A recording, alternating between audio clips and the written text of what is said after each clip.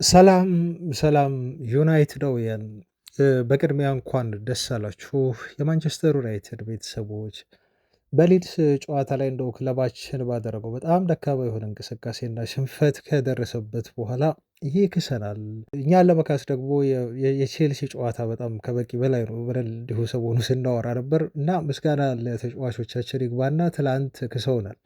ፐርፎርማንስ ከውጤት በላይ አስፈላጊ ባልሆነበት ከፐርፎርማንስ ይልቅ ውጤት እጅግ በጣም ጠቃሚና አስፈላጊ በሆነበት ጨዋታ ማንቸስተር ዩናይትድ ምንም እንኳን በአጠቃላይ በጨዋታው እንቅስቃሴ ላይ ጥሩ ባይሆንም ግን እጅግ ውድ የሆነችዋን ለእኔ የስድስት ነጥብ ጨዋታ ነው ብለው እችን 3 ነጥብ ወስደን ወደ አውሮፓ ቻምፒዮንስ ሊግ ትኬት ኦልሞስት ቆርጠናል አሁን ማለት እንችላለን። ከቼልሲ በ10 ነጥብ ርቀናል። አሁን ቼልሲዎች 5 ጨዋታ ብቻ ነው የቀረው እና ዩናይትድ ላይ የሚደርሱበት ምንም አይነት እድል የላቸውም። ዩናይትድ ላይ ለመድረስ ሰማያዎቹ ቼልሲዎች አሁን ባላቸው ወቅታዊ ደካማ የሆነ ብቃት አስቡት 5 ተከታታይ ጨዋታ ማሸነፍ ይኖርባቸዋል። በዛ ላይ የሚገጥሙት ቀጣይ ሌላ ቡድን ሊቨርፑልም አለ እና ይሄን ስታስቡ ዩናይትድ ሻምፒዮንስ ሊግ ትኬት እንደቆረጠ ይበልጥ ትረዳላችሁ ቼልሲ እና ሊቨርፑል ስለሚገናኙ። ለማንኛውም የትላንቱን ጨዋታ ፐርፎርማንስ በተመለከተ ብዙ አናወራም፣ ግን ጨዋታው ብዙ ክስተቶች ነበሩት፣ በጣም የሚያስገርሙ ክስተቶች፣ እሱን እነግራችኋለን። አንደኛው ትልቁ ክስተት ያው የብሩኖ ነገር ነው። ስለ ብሩኖ ፈርናንዴዝ እናወራለን። ማቲያስ ኩኛ አሲስት ከሰጠው በኋላ እንደው ምን አለ ለብሩኖ ሄደው የሚለውን ነገር ኩኛ ትልቁ ዓላማችን በዚህ ሲዝን ለእኛ ዋንጫ እንደ ማንሳት የምንቆጥረው አንድ ነገር አለ ሲል ተናግሯል። ምንድነው እሱን የማደርሳችሁ ይሆናል። ከዛ በተረፈ ደግሞ ሜሰን ማውንት በቼልሲ ደጋፊዎች ትላንት ሲጮሁበት ነበር። የሚያስገርም ምላሽ ነው የሰጣቸው ለቼልሲ ደጋፊዎች። ምን ተናገረ? እሱን እናያለን። ጋርናቾ በህይወት ዘመናችሁ እንደዚህ አይነት ሀፍረት አይግጠማችሁ ቤተሰቦች። ጋርናቾ በሆነ ወቅት በሆነ ሞመንት እንቅስቃሴ ላይ አንድ የዩናይትድ ደጋፊ ሊያሸማቅቅ ነበረ። እንደው ሽምቅቅ ሊያደርገው በማህበራዊ ድረገጽ ላይ ትሮል ሊያደርገውና መነጋገሪያ ሊያደርገው ፈልጎ ነበር። ግን ይሄ ተጫዋች በጣም ብልጥና የበሰለ መሆኑን ተከትሎ የጋርናቾ ሴራ ስለገባው ጉዳዩን በጣም በሚገርም ሁኔታ ተወጥቶታል። እንደው ክስተቱ ምን ነበር? ከዛስ በኋላ የዩናይትድ ተጫዋቾች ለጋርናቾ ያሳዩት ምላሽ፣ ጨዋታው እዛው ሜዳ ላይ ጨዋታው ከተጠናቀቀ በኋላ ደግሞ በኢንስታግራም ወጥተው እንዴት አድርገው የዩናይትድ ተጫዋቾች ጋርናቾ ላይ ትሮል እንዳደረጉት ወይም ሙድ እንደያዙበት የምነግራችሁ የትላንት የጨዋታ ትዝብቴ አንዱ አካል ነው። ስለ ጨዋታው እነኚህን ነገሮች እናያለን። ከዛ ውጭ ደግሞ በጣም የሚያስደስት ዜና ሰማሁ። ዘ ታይምስ የተባለ ጋዜጣ ነው በነገራችሁ ላይ ዜና ይዞ ወጣው ስለ ክለቡ አዲስ የአሰልጣኝ ቅጥር እቅድን በተመለከተ የምነግራችሁ በጣም የሚያስደስት ዜና። እኔ ወድጄዋለሁ፣ እናንተም ትወዱታላችሁ የሚል እምነት አለኝ። እነኚህ ጉዳዮች ምንድን ናቸው? ክለቡ ያቀደው አሰልጣኝ ቅጥር ላይ የሚለውን የምነግራችሁ ይሆናል። ብቻ አብራችሁኝ ቆዩ ቤተሰቦች። እንግዲህ በትላንቱ የዩናይትድ ድል በእንቅስቃሴው ደስተኛ ባትሆኑም በ3 ነጥቡ ደስተኛ እንደሆናችሁ ተስፋ አደርጋለሁ። ስለዚህ ሁላችሁም ላይክ አድርጉ ይህን ቪዲዮ። እንደተለመደው ሀሳብ አስተያየቶቻችሁን ስለ ጨዋታው የተሰማችሁን በኮሜንት ንገሩን። አብራችሁን ሁኑ። መልካም ቆይታ።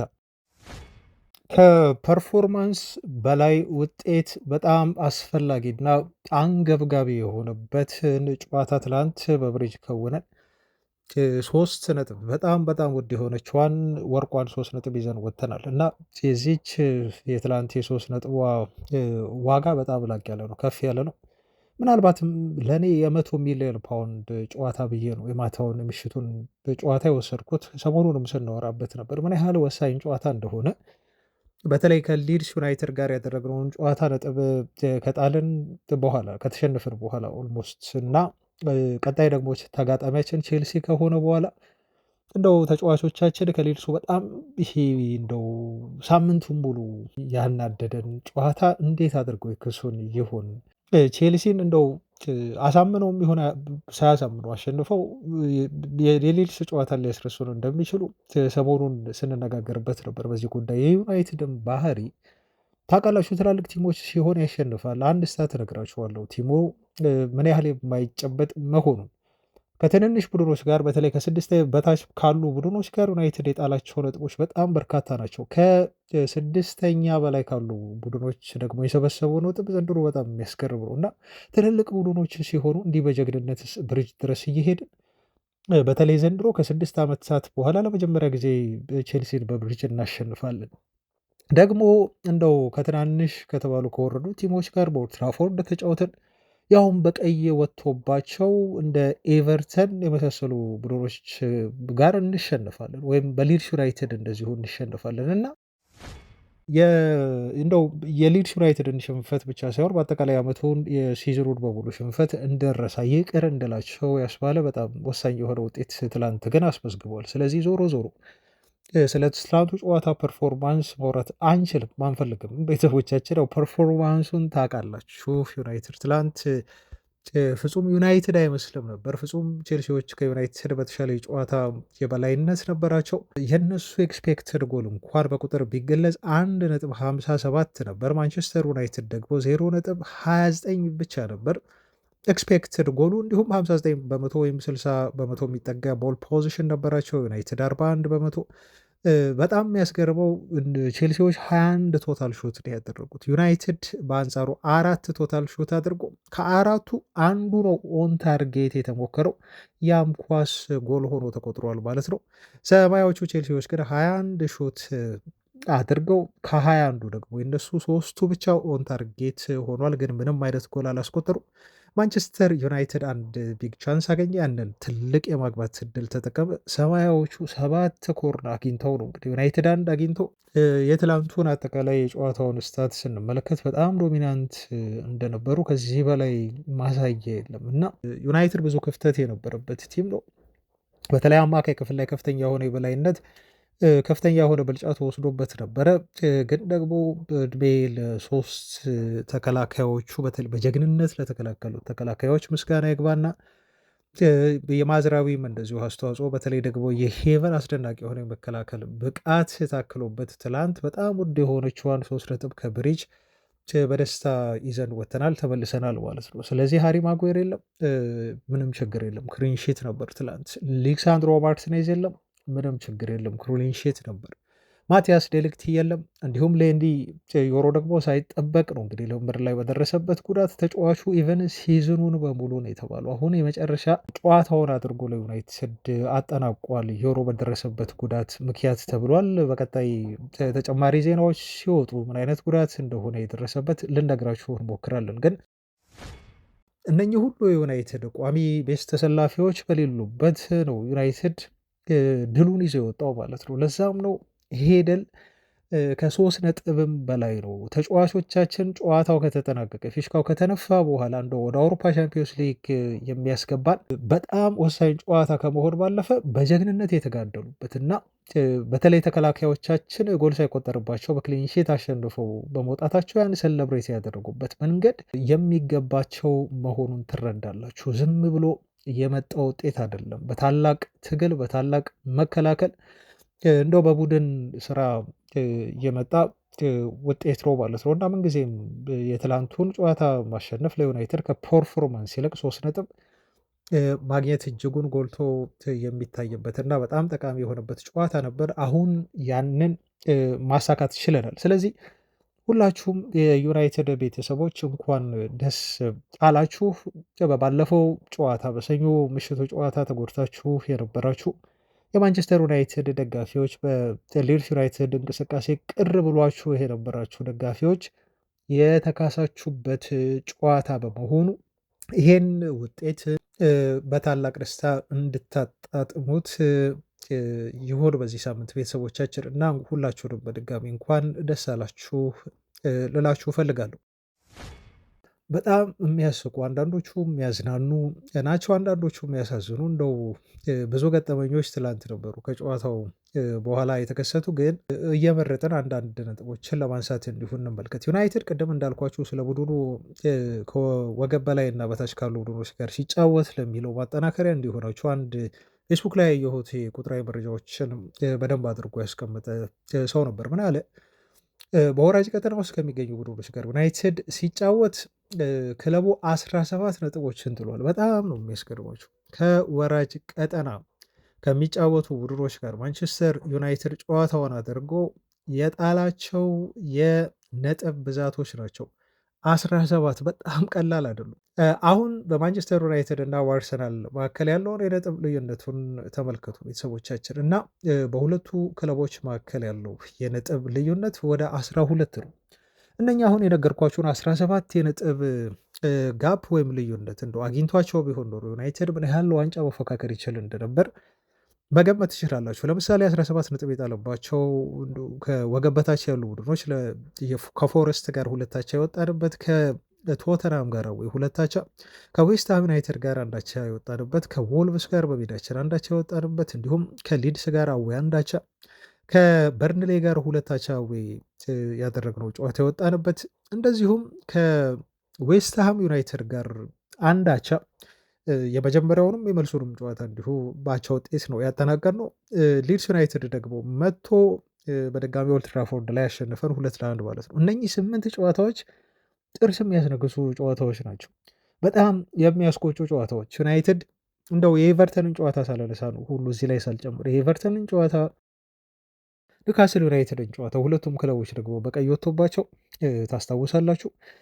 በጎዶሎ ተጫዋች ነው እያሸነፉን ማለት ነው ኤቨርተንም ብራይተንም። እና እነኚህ 6 ወይ 7 ወይ 8 ጨዋታዎች እጅግ የሚያስቆጩ ነጥብ ልንሰበስብባቸው የምንችላቸው ጨዋታዎች እነኚህን ከቆጠራችሁ ከ17 ይዘልና 17 ላይ 6 ስትጨምሩ ወደ 23 ነጥብ ዩናይትድ በከንቱ አባክኗል ወይም በከንቱ ጥሏል ወይም ማግኘት የነበረበትን ነጥብ ሳያገኝ ቀርቷል ማለት ነው።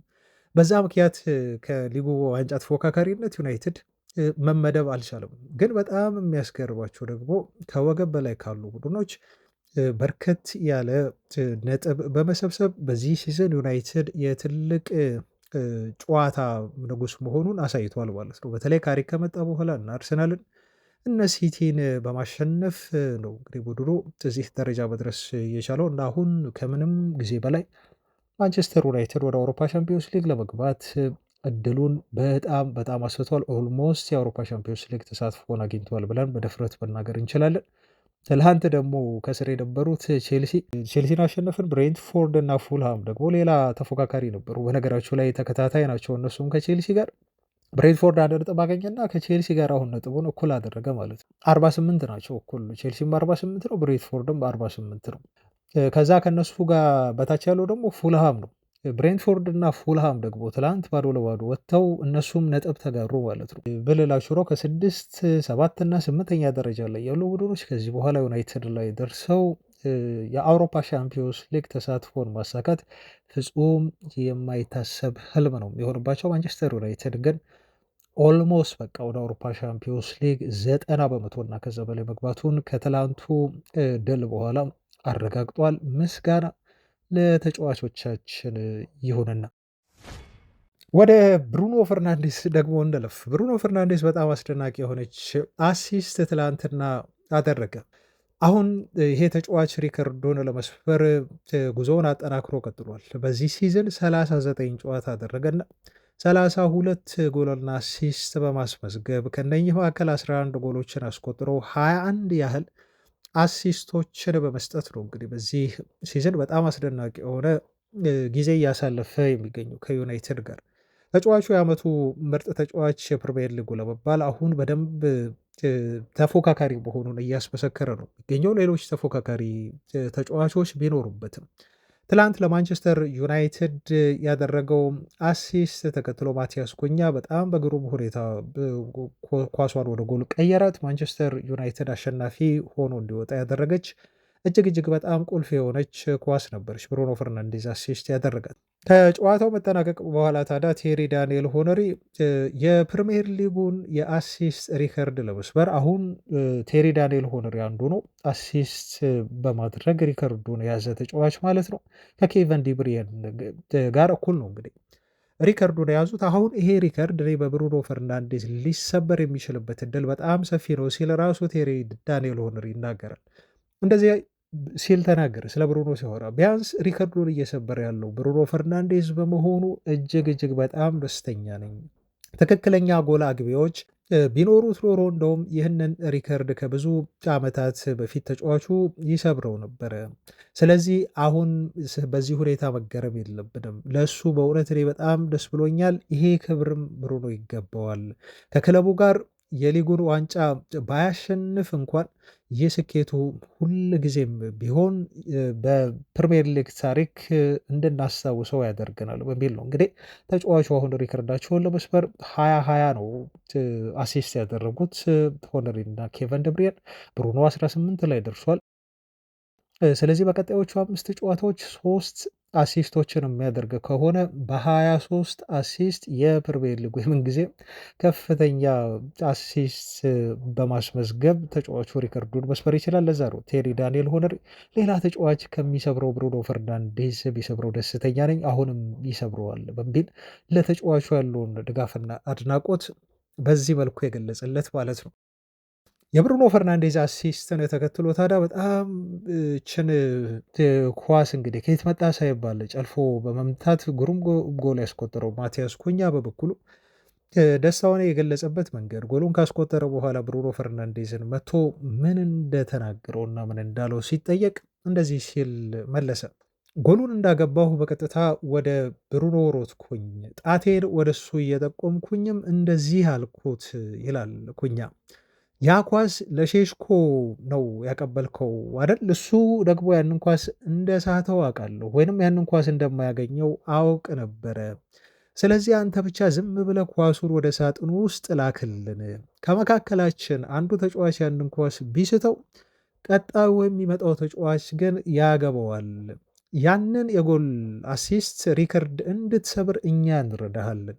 የዚህ የውድድር ዘመን ትልቁ ዋንጫችን የምናሳካውም አንተን ሪከርድ እንድትሰብር ማድረግ ነው ያለን ዓላማ። ከዚህ በኋላ ወደ አውሮፓ ሻምፒዮንስ ሊግ ከገባን አንተ ሪከርዱን እንድትሰብር ማገዝ ነው። ስለዚህ ይህን እናደርግልሃለን። አንተ ብቻ ዝም ብለህ ኳሶችን ወደ ሳጥኑ ጣለልን ነው ለብሩኖ ፈርናንዴዝ ያልኩት ሲል ማቲያስ ኩኛ ተናገረ ማለት ነው ከጨዋታው በኋላ። እና ማንቸስተር ዩናይትድ ተጫዋቾች ከዚህ በኋላ የሚጫወቱት ለአውሮፓ ሻምፒዮንስ ሊግ ተሳትፎ ብቻ አይደለም ለማረጋገጥ ከዚህ በኋላ የሚጫወቱት ብሩኖ ፈርናንዴስ የእንግሊዝ ፕሪሚየር ሊግን አሲስት ሪከርድ እንዲሰብር ለመርዳት እንደሆነ ማቲያስ ኩኛ ቁልጭ አድርጎ የተናገረበት ነው። ምን ያህል ተጫዋቾቹ ብሩኖ ይሄንን ሪከርድ እንዲሰብር ከጎኑ ሆኖ እንደሚደግፉት ማሳያ ተደርጎም እንደዚሁ ሊወሰድ ይችላል።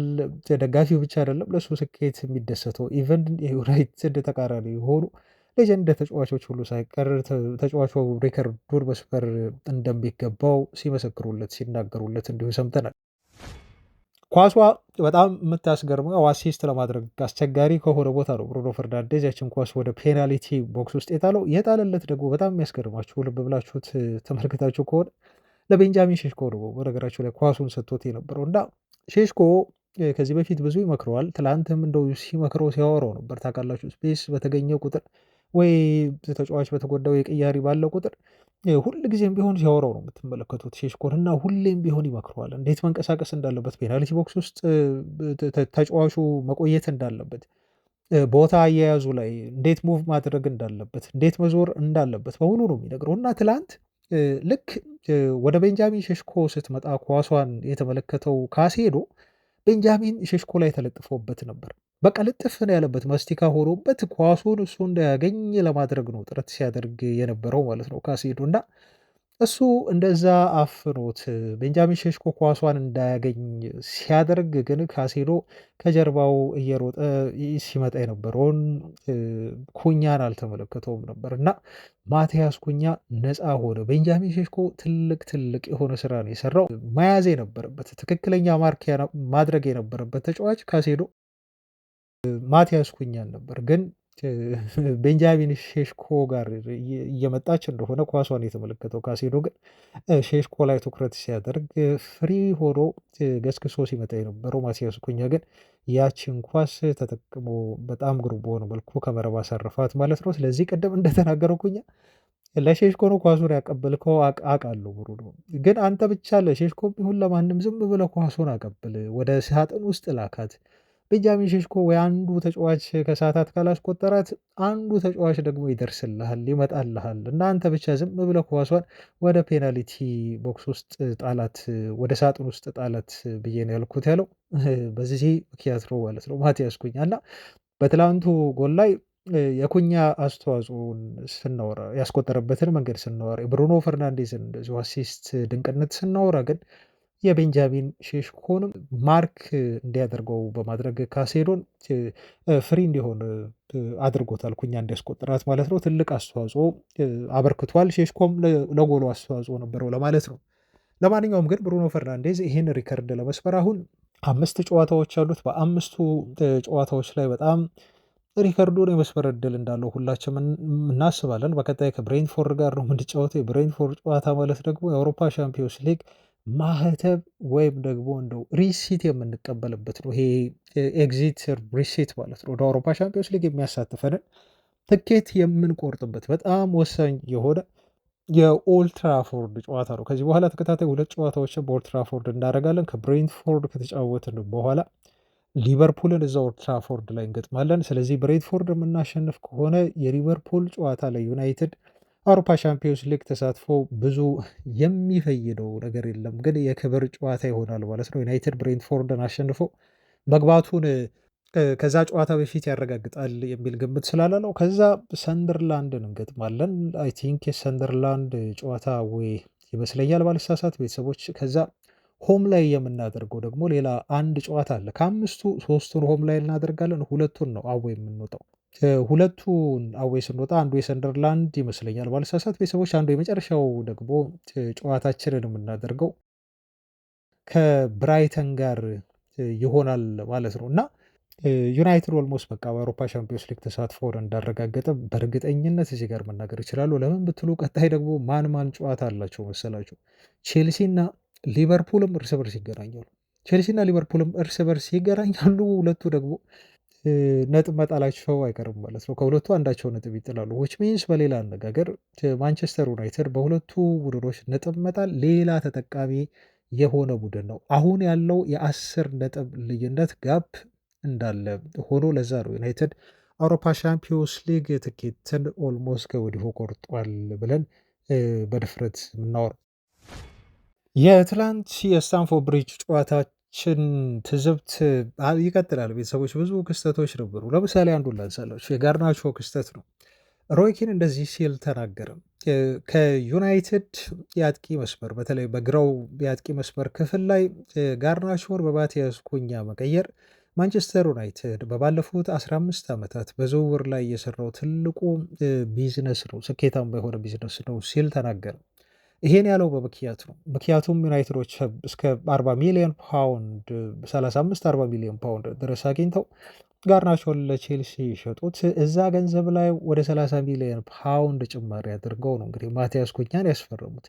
ይሄ ማለት አንድ ተራ የሆነ መኪና በላምቦርጊኒ እንደመቀየር አይነት ነገር ነው ዩናይትዶች የፈጸሙት። ለዛ ነው እሱ በ15 ዓመት ዩናይትዶች ከሰሩት የዝውውር ቢዝነሶች መካከል ይሄ ትልቁ ነው፣ ወደር አይገኝለትም ሲል ያሞካሸው ምን ያህል ጋርናቾ ለዩናይትድ ጠቃሚ ያልሆነ ተጫዋች እንደነበር፣ ብዙ ነገሮችን ሲበጠብጥ እንደነበር ለማመልከት የተናገረው ንግግር ነው። ትላንት ታዲያ ጋርናቾ በጉጉት የሚጠብቀው ቀን መሆኑ ለሁላችንም እሙን ነው። ለምንድን ነው በጉጉት የሚጠብቀው ጋርናቾ? ምክንያቱም ከዩናይትድ ጋር እንዴት እንደተለያየ ታውቃላችሁ። በባህሪውም ምክንያት፣ በተለያዩ ጉዳዮችም ምክንያት ከዩናይትድ ተጫዋቾች ጋር ሁሉ ሳይቀር ሳያግባባ የወጣልች ነው ጋርናቾ። የትላንቱን አጋጣሚ ተጠቅሞ ግን ራሱን ለማሳየትና ከቻለም በዩናይትድ ደጋፊዎች ልብ ላይ ቁስል ለመጫር እንደዚሁም ቁስል ለመስጠት ተጫዋቹ ዝግጁ ነበር። የቻለውን አቅም በሙሉ ሲያደርግ ነበር፣ ግን እንደፈለገው ደግሞ ሊንቀሳቀስ አልቻለም። እንደውም በሆነ እንቅስቃሴ ላይ ቪዲዮን ወይ ጨዋታውን ልብ ብላችሁ ከተመለከታችሁት ካሳቤሮ ይጠገዋል፣ ጋርናቾም ወደ ካሳሜሮ ይሄዳል። ኳሱን መስጠት መልቀቅ ይችል ነበር፣ ምክንያቱም ከፊቱ አይ ቲንክ ዴላፕ ይመስለኛል ኳሱን እንዲያቀብለው እየጠየቀው ነበር። ግን እሱ ምንድን ያሰበው ካሳሜሮ ሲጠጋው ሲመጣ ነምተንግ ሊያደርገው ነበር። ይሄ በሎጬ ኳሱን ሊሸውደው ወይም በሎጬ ኳሱን ሊያሳልፍ በእግሩ ባህል ማለት ነው። ካሳሜሮ ይህም ባህሪውን ያቅ ነበር። ልጁ ሊያደርግ እንደሚችል ሊሞክር እንደሚችል ያቅ ስለነበረ ሲመጣ ኳሱን ሊነጥቀው ሲጠጋ ግን እግሮቹን አጥብቦ ዘግቶበት ነው የመጣው ማለት ነው። ከዛ ምን ተፈጠረ? ካሳሜሮ ኳሱን ነጠቀው ተቀበለው። አሌሃንድሮ ጋርናቾ ግን ካሳሜሮን ለማሸማቀቅ ካሳሜሮን ለማሳፈር ያደረገው ሙከራ ሳይሳካለት ቀረ። ምናልባት ይቺ ሙከራ ተሳክታለት እንደው ካሳሜሮን በሎጬ ቢያልፈው ኖሮ ተጫዋቹ በክሊፕ መነጋገሪያ መሆን ከፍተኛ የሆነ ፍላጎት ነበረው ማለት ነው። እና ለማንቸስተር ዩናይትድ ተጫዋቾች በራሱ ክብር የሚነሳ ጋርናቾ እንደለመደው ይሄ ግርታ የሚወድ ነው። በተለያዩ ማህበራዊ ድረገጾች ላይ ክሊፑ ተቆራርጦ እንዲወጣለት የሚወድ አይነት ተጫዋች ነው። ቢሳካለት ኖሮ የሚፈጠረውን ነገር እንግዲህ ያስቡት። በተለይ ቼልሲ አሸንፎ ቢሆን ኖሮ ይህንን ነገር ብራዚላዊ ነው ካሳሚሮ ጠንቅቆ ያውቃል። የጋርናቾን ባህሪ በደንብ አድርጎ እግሩን ከፍቶ ተጠጋው፣ ግን በሎጬ ሊያሳልፍ ሲል እዛው እግሩን አጠበበበትና ኳሱን ተቀበለው ማለት ነው። ካሳሚሮ የሚደነቅ ስራ ነው የሰራው። ይሄ ብቻ አይደለም ቤተሰቦች። አሁን ትልቁ ክስተት ጨዋታው ከተጠናቀቀ በኋላ የማንቸስተር ዩናይትድ ተጫዋቾች በሙሉ ደጋፊዎቻቸውን ሰላም በማለት ስለደገፏቸው ለማመስገን በሄዱበት ወቅት ጋርናቾ ብቻውን ቆሞ ነበር። ጎሉ አጠገብ ነበር የቆመው። የዩናይትድ ደጋፊዎች ከነበሩበት ጀርባ እነ ብሩኖ ፈርናንዴዝ፣ እነ ኮቢ ሜኖ፣ ካዛሜሮ ራሱ፣ እነ ብሪያን ምቡሞ፣ እነ ሄቨን፣ እነ ማዝራዊ እና ዲያጎ ዳሎት በሙሉ ጋርናቾ በቆመበት ሳይጨብጡት አንድም ተጫዋች አሁን ከጠቀስኩላችሁ ሳይጨብጡት ሁሉም እሱን በማለፍ ለደጋፊዎቻቸው አጨብጭበው ከደጋፊዎቻቸው ጋር ተሞጋግሰው ወጡ ማለት ነው። ይሄ የሚነግራችሁ ትልቅ የሆነ መልእክት አለ። ምን ያህል ጋርናቾ በባህሪው በዩናይትድ ደጋፊዎችም ብቻ ሳይሆን እንዲሁ በተጫዋቾችም የማይወደድ መሆኑን በትልቁ የሚያመለክት ነው እና አንድም ተጫዋች እጁን አልዘረጋለትም፣ አልጨበጠለትም፣ ወይ ሊያናገረውን ፈቃደኛ አይደለም ነበር ማለት ነው። አያችሁ። ስለዚህ አንድ ደጋፊ ምን አለመሰላችሁ፣ አሌሃንድሮ ጋርናቾ ማንቸስተር ዩናይትድን ለመልቀቅ እንደዛ ሲቦርቅ፣ ዩናይትድን ለመልቀቅ እንደዛ ያዙ ይልቀቁኝ ሲል ሲያምፅ፣ ለቼልሲ ካልተጫወትኩኝ በስተቀር ለ6 ወር እቀመጣታለሁ እንጂ የማንቸስተር ዩናይትድን ማሊያ ለብሼ አልጫወትም ብሎ ሲናገር የነበረ ልጅ ወደ ቼልሲ አምርቼ ህልሜ በሆነው የአውሮፓ ሻምፒዮንስ ሊግ ላይ መጫወት እፈልጋለሁ። ማንቸስተር ዩናይትድ እንደው የአውሮፓ ሻምፒዮንስ ሊግ አይገባም፣ የመግባት እድሉ በጣም ጠባብ ነው። እኔ ደግሞ ለአውሮፓ ሻምፒዮንስ ሊግ የተፈጠርኩ ልጅ ነኝ። ስለዚህ ቼልሲ ቴጄ የአውሮፓ ሻምፒዮንስ ሊግ ልጫወት ብሎ ሲያወራ የነበረ ልጅ ወደ ቼልሲም ከተዛወረ በኋላ ጥቂት የፕሪሚየር ሊግ ጨዋታዎች ከተደረጉ በኋላ ቼልሲዎች በፕሪሚየር ሊጉ ከዩናይትድ በላይ በተቀመጡበት አውሮፓ ሻምፒዮንስ ሊግ ተሳታፊ የመሆን ሰፊ ድል ያላቸው በሚመስልበት ጊዜ ወደ ቼልሲ የመጣሁት ለዚህ ነው፣ ተመልከቱ ወደ ቼልሲ የመምጣቴን ውሳኔ እኔ ባልናገርም ግን ቴብሉ ይናገራል ሲል የተናገረ ልጅ ነው ጋርናቾ። ማንቸስተር ዩናይትድን ከአውሮፓ ሻምፒዮንስ ሊግ ውጭ አድርጎ ቼልሲ ይገባል በሚል በእርግጠኝነት በዚህ ሲዝን ሲያወራ የነበረ ልጅ፣ በኋላ ላይ ደግሞ በክለቡ በተፈጠሩ አንዳንድ ጉዳዮች ከክለቡ ጋር ሳይስማማ ቀርቶ ላይንአፕ ሁሉ ከክለቡ ያወጣል ተብሎ የተከሰሰና ምርመራ የተደረገበት ከዛ ከቼልሲ ደጋፊዎች ጋር በከፍተኛ ደረጃ ጸብ ውስጥ የገባ ከዛ ደግሞ በቲክቶክ አካውንቱ በአጠቃላይ ቼልሲን ቪዲዮዎች ያጠፋና ዩናይትድን ብቻ ያስቀረ ልጅ ነው ጋርናቾ። ለአውሮፓ ሻምፒዮንስ ሊግ ተሳትፎ ብሎ ወደ ቼልሲ ያመራ፣ ግን በተቃራሪው እሱ ሻምፒዮንስ ሊግ ያሳትፈኛል ያጫውተኛል ያለው ክለብ ከአውሮፓ ሻምፒዮንስ ሊግ ላለመግባት በጣም ከጫፍ ደርሶ ሳለ ግን እሱ አይመጠነኝም ብሎ የለቀቀው ማንቸስተር ዩናይትድ አውሮፓ ሻምፒዮንስ ሊግ ለመግባት ለማረጋገጥ በጣም መቃረቡ በጣም የሚያስገርም ሁነትና ክስተት ነው ሲል አንድ ደጋፊ በዚህ መልኩ ገለጸው የጋርናቾን ጉዳይ። በዚህ አላበቃም ቤተሰቦች፣ በዚህ አላበቃም። ሉክሾ አንድ የኢንስታግራም ፖስት ፖስተው ይሄ ኢንስታግራም ፖስት የጋርናቾን ኳስ ሲከላከልና ጋርናቾን እንዲሁ ሲወድቅ የሚያሳይ ነው። አወዳደቁ ደግሞ እሱ በጣም ከባድ ነው። ከፍተኛ የሆነ ፋውል እንደተሰራበት አድርጎ አስመስሎ ነው የሚወድቀው ጋርናቾ እና ይህን ፎቶ ሉክሾ በኢንስታግራም ፖስተና በጣም ብዙ ሰዎች ጋርናቾ ላይ መቀለጃ ያደረጉት ተጫዋቾች ደጋፊዎች ብቻ አይደሉም ተጫዋቾቹም ጭምር እንጂ ማለት ነው። ብሩኖ ፈርናንዴዝ ኢትዝ ቫዮሌሽን ሲል በጊፍ ኮሜንት አደረገ እና ይሄ ቫዮሌሽን ብሎ ኮሜንት ያደረገው ጊፍ ከ70,000 በላይ ላይ ካለው እኔ ሳየው ማለት ነው ኢንስታግራም ላይ ሉክሾ ትክክል አይደለም፣ ጋርናቾ ላይ የሰራህበት ነገር ህግ መጣስ ነው፣ በጣም ከፍተኛ ፋውል ነው የሰራህበት፣ ልክ አይደለህም ብሎ ነው ጋርናቾን ትሮል ያደረገው ማለት ነው። ጋርናቾ ላይ ሙድ ያዘበት ይቀልዳል። ብሩኖ ፈርናንዴዝ በዚህ ጉዳይ ደግሞ ታውቃላችሁ።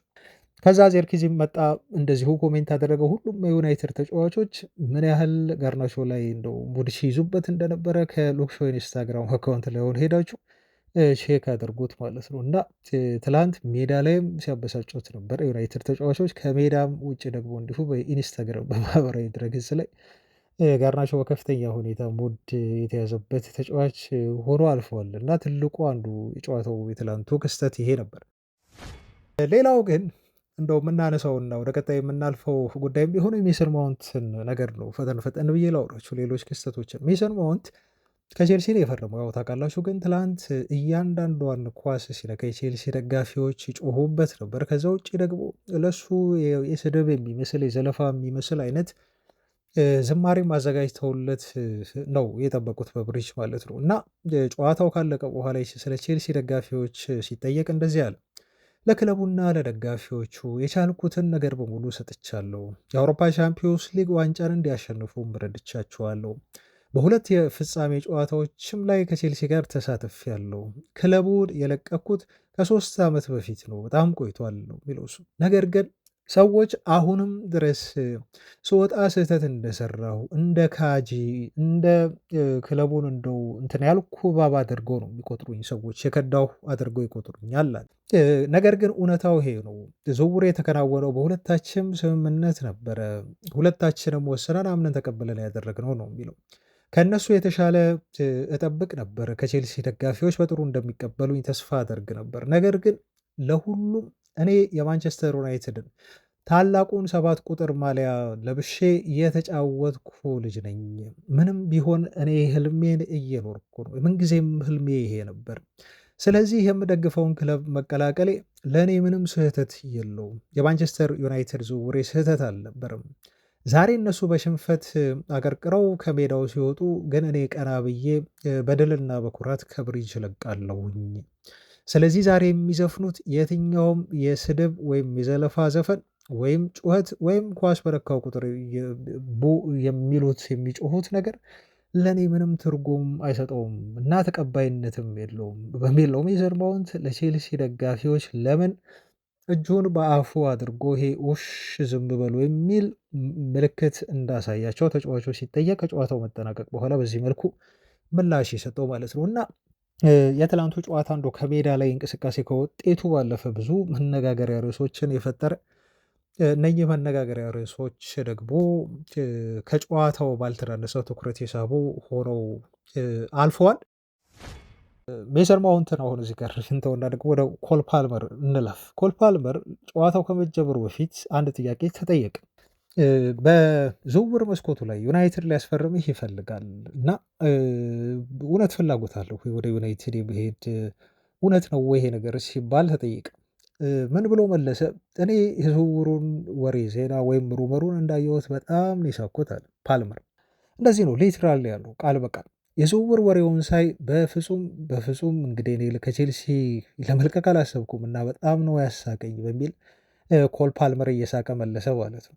ጨዋታ ውስጥ ከተጠናቀቀ በኋላ እንደዚህ ሲል ተናገረ። ወደ አውሮፓ ቻምፒዮንስ ሊግ የማናልፍ ከሆነ የማይቀየር ነገር የለም፣ ሁሉም ነገር ይቀየራል ሲል ደግሞ ፓልመር በአንድ ቀን ልዩነት ከጨዋታው በፊት ከአንድ ቀን በፊት እንደዛ ብሎ ተናገረ።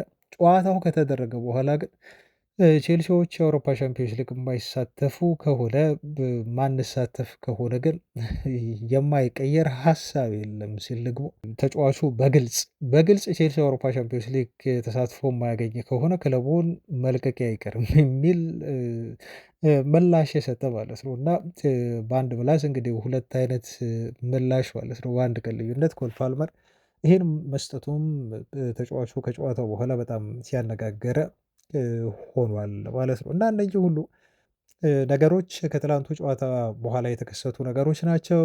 ማንቸስተር ዩናይትድ ማይክል ካሪክ አሰልጣኝነት ስር ሲቲን አሸነፈ፣ አርሰናልን አዌ ያሸነፈ፣ ቼልሲን እንዲሁ አዌ ያሸነፈ፣ አውሮፓ ሻምፒዮንስ ሊግ ተሳታፊ ለመሆን አሁን ከጫፍ ደረሰ።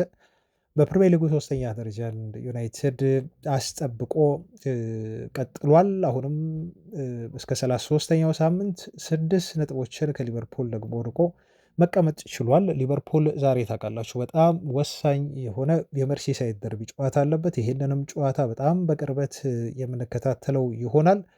10 ነጥቦችን ደግሞ ከቼልሲ ርቋል ማለት ነው። ለዛም ነው ዩናይትድ አውሮፓ ሻምፒዮንስ ሊግ ኦልሞስት ገብቷል ተረጋግጧል ብለን እንድናወራ በድፍረት የሆን ነው።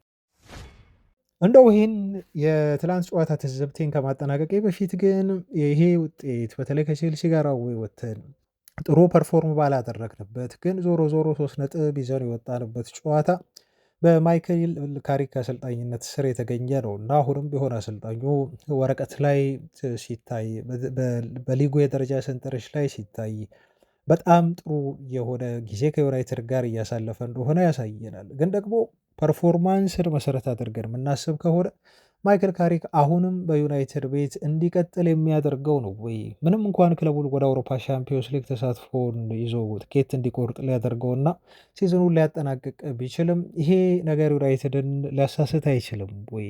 የክለቡ ውስጥ አመራሮች ሻምፒዮንስ ሊግ ስላሳተፈው ብቻ አሰልጣኙ ዩናይትድ እንደው ይሄን ሰው ቋሚ አሰልጣኝ አድርጎ መቅጠር አለበት ብሎ የማሰብ ግዴታስ አለባቸው ወይ? ከአውሮፓ ሻምፒዮንስ ሊግ ውጪ የቲሙን ፐርፎርማንስ ደግሞ መገምገምስ የለባቸውም ወይ የሚለው ከትላንትናው ጨዋታ በኋላ የተነሳ ትልቅ ጥያቄ ነው። ይህን ሀሳብ ይህን ጥያቄም እኔ ለእናንተ ተዋለሁ። ማንቸስተር ዩናይትድ በፐርፎርማንስ ደረጃ ከመጀመሪያዎቹ የካሪክ 4 ጨዋታዎች ውጪ በኢንቴንሲቲ በሁሉም ነገር ወርዷል። ትላንትም የተመለከትነው ነው። ምንም ጥያቄ የለውም። ቼልሲዎች ቀናቸው አልነበረም። እድል ደግሞ ከማንቸስተር ዩናይትድ ጋር ነበረች። ያሸነፍነው በዚህ ምክንያት ነው። ጥሩም ተከላክለናል፣ ጥሩም እንደው ታግለናል፣ ጥሩ ፐርፎርም አድርገናል። ውጤት ይዞ ከመውጣት አንጻር ግን ከፐርፎርማንስ አንጻር የምናይ ከሆነ ደግሞ አሁንም ማንቸስተር ዩናይትድ ጥሩ ፐርፎርም ማድረግ አልቻለም። ስለዚህ ይሄ መጥፎ ፐርፎርማንስ ቀጥሏል። ግን ትላንት ውጤት መጥቷል። ክለቡ ታዲያ አሁን በዚህ መዘናጋት አለበት ወይ? ሌሎች አሰልጣኞችን ለመቅጠር እንደ ጁሊያን ናግልስማንን ዩናይትድ እንቅስቃሴ ውስጥ አይገባም ወይ የሚለው ትልቁ ደጋፊዎች እያነሱት ያለ ጥያቄ ነው። ብዙ የዜና ምንጮች እንደሚሉን ከሆነ ለምሳሌ ጄኤስ ትራንስፈር የታይምስ ጋዜጣ ጸሐፊ ነው እንግዲህ እሱ እንደዘገበው ከሆነ ናግልስማን አሁንም ቢሆን የዩናይትድ አሰልጣኝ ለመሆን ከማይክል ካሪክ ጋር እየተፎካከረ ያለ ትልቁ ስም ያለው አሰልጣኝ ነው ብሎናል። ስለዚህ በውስጥ በኩል ምናልባት ማይክል ካሪክ የናግልስማንን ስታፍ ሁሉ ሊቀላቀል ይችላል የሚል ዜናዎች ወጥተዋል። ይሄ በጣም የሚያስደስት ዜና ይመስለኛል። ቤተሰቦች አሁን ክለቡ እንደ ታይምስ ጋዜጣ ዘገባ ከሆነ በጣም ጥሩ የሆነ አይዲያ አምጥቷል። ጥሩ የሆነ ሀሳብ ነው። እንደው ናግልስማንን አምጥቶ ዝም ብሎ ከመቅጠር ገና ባልተላመደበት ሊጉንም ብዙ በማያውቅበት ከተጫዋቾቹም ጋር ብዙ ባልተግባባበት ሁኔታ እሱን አምጥቶ ልክ አሞሪምን እንዳደረግነው ዝም ብለህ ስራህን ጀምር ስራ ብቻ ሳይሆን እሱን ሊረዱት የሚችሉ የኮቺንግ ስታፍ አባላትን አሁን የዩናይትድ ተጫዋቾች ከለመዱት ካሪክ በመውሰድ ደግሞ ካሪክንም አብሮ ቀላቅሎ ሁለቱንም አብረው እንዲሰሩ የማድረግ እንደ አሲስታንት ሮል ማለት ነው አብረው እንዲሰሩ የማድረግ ሀሳብ በዩናይትድ ሰዎች መካከል እየተነሳ ነው። ይሄ ሀሳብ መጥቷል ተብሎ ተገልጿል። እኔ በጣም በጣም የወደድኩት እውነት ለመናገር በጣም እንደው ኢኒዮሶች ይሄን የሚያደርጉ ከሆነ ጀግና ናቸው። እኔ በጣም ነው አፕሪሺየት የማደርጋቸው። በጣም ጥሩ አይዲያ ጥሩ ሀሳብ ይመስለኛል።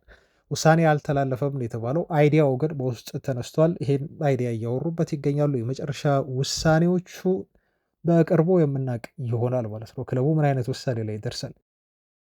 ናግልስማን ይሄን ይቀበለዋል? ከካሪክ ጋር አብሮ በምክትል አሰልጣኝነት አብሮ ለመስራትና አንዳንድ ነገሮችን እንዲያግዘው ማድረግ ይፈልጋል ናግልስማን የሚለው እና የክለቡን የመጨረሻ ውሳኔ በቀጣዮቹ ቀናት እንዲሁ የምናውቅ ነው የሚሆነው። ግን ሀሳቡ እንደ ሀሳብ እጅግ የሚደገፍና በጣም ጥሩ ሀሳብ እንደሆነ ነው ዘ ታይምስ ጋዜጣ ላይ የወጣውን መረጃ እንደዚሁ በተመለከተ እኔ የተመለከትኩት። ቤተሰቦች እናንተስ ምን ትላላችሁ በዚህ ሀሳብ ጉዳይ? ስለ ጨዋታውም ቢሆን የተሰማችሁን ነገር በኮሜንት ከታች ባስቀምጡልኝ። ለዛሬ ያስኩላችሁ የጨዋታ ትዝብት ይህን ይመስላል። አብራችሁኝ ስለነበራችሁ እጅግ ከልብ አመሰግናለሁ። ነገ እንገናኛለን። ሰላም ሁኑ ቤተሰቦች ባይ